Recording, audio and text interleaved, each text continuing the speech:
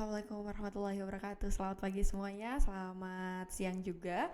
Perkenalkan, nama saya Wasiah Darojatun. Teman-teman bisa panggil saya Mbak Jatun atau Bu Jatun. Saya di sini sebagai dosen pengampu untuk mata kuliah Creative Thinking, di mana nanti kita akan belajar mengorek-ngorek gimana kita menjadi seorang yang memiliki pemikiran yang kreatif, melakukan inovasi, belajar perusahaan-perusahaan global yang melakukan inovasi atau pergerakan yang sangat dinamis yang membuat mereka berhasil seperti sekarang. Oke, tanpa berlama-lama, di sini nanti saya akan menjelaskan RPS dalam satu semester tuh akan belajar per minggunya atau per videonya akan ada apa aja. Yang pertama ada RPS. Kita akan mengacu pada buku DNA Inventory, namun tidak hanya dari buku itu saja, nanti ada artikel atau jurnal dan berbagai buku-buku terbaru tentang creative thinking atau design thinking. Terus bagaimana menjadi individu yang memiliki critical thinking. Nanti video ini atau PowerPoint ini akan dibagi sama teman-teman, jadi akan tahu setiap podcast pertama sampai terakhir itu akan apa, isinya apa aja. Oke, bisa dilihat ya. Oke, untuk podcast kelima nanti ada design thinking, Six Sigma, Kaizen, design thinking seperti apa versus perbandingan. Jadi ada beberapa framework dalam kita menggali simpati kita untuk menjadi orang yang kritis atau kritis tapi harus ada solusinya. Oke, untuk di pertemuan pertama ini menjadi seorang yang kritis atau kritik itu harus berdasarkan keadaan atau kondisi teman-teman di sekitar. Contoh misalkan kita sebagai warga yang baru datang atau baru tinggal di Solo, di Solo tuh enaknya ada apa sih? Salah satunya misalkan ada transportasi umum yang disediakan oleh pemerintah, ada juga Gojek, ada juga kita bisa beli makanan lewat Shopee Food atau Grab Food. Itu adalah salah satu kemudahan-kemudahan yang dulunya itu adalah sebuah masalah yang dicetuskan, dibikin solusi lah, gimana sih caranya menyelesaikan permasalahan tersebut bagi beberapa masyarakat, begitu. Nah, bagaimana menjadi individu yang memiliki critical thinking atau seorang mahasiswa yang kritis tuh harus seperti apa?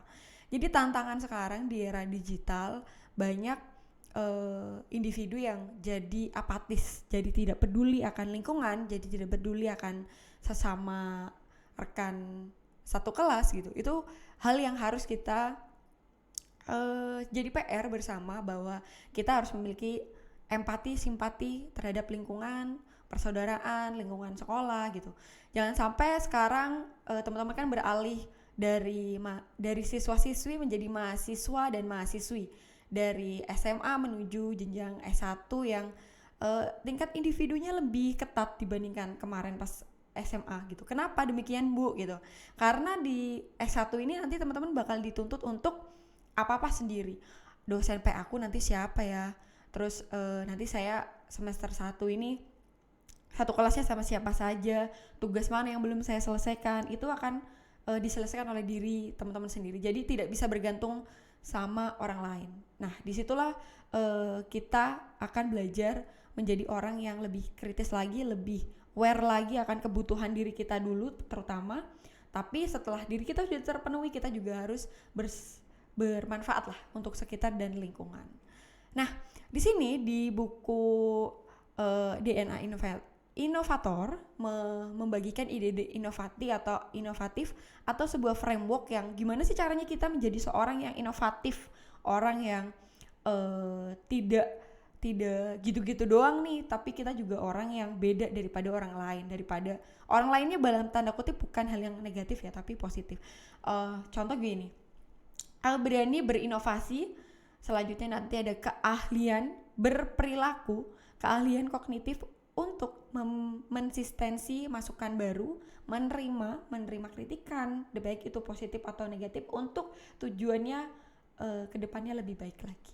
Terus nanti ada ide bisnis inovatif. Di sini ada yang berada di berani berinovasi itu ada dua hal, menantang status quo dan mengambil resiko. Terus keahlian berperilaku, bertanya, melakukan pengamatan, melakukan jejaringan, melakukan eksperimen. Kemudian nanti hasil akhirnya adalah memiliki asosiasi atau solusi atau apa nih, kita menyelesaikan masalah apa, menyelesaikan permasalahan apa dari problem-problem yang sudah ada. Nah, di sini ada kalian berperilaku bertanya. Nanti teman-teman di kelas jangan sampai tidak memanfaatkan fasilitas saat bertemu dosen atau saat di kelas offline ataupun online. Bertanya sama dosen itu adalah hal yang sangat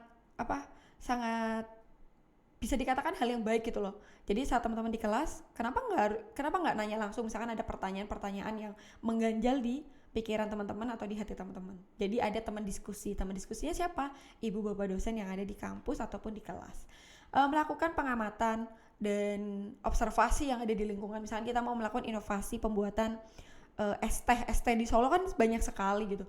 Bagaimana kita membuat produk es teh itu beda daripada yang lain? Apa es tehnya itu rasanya durian dicampur dengan boba yang ada duriannya, atau seperti apa yang belum ada.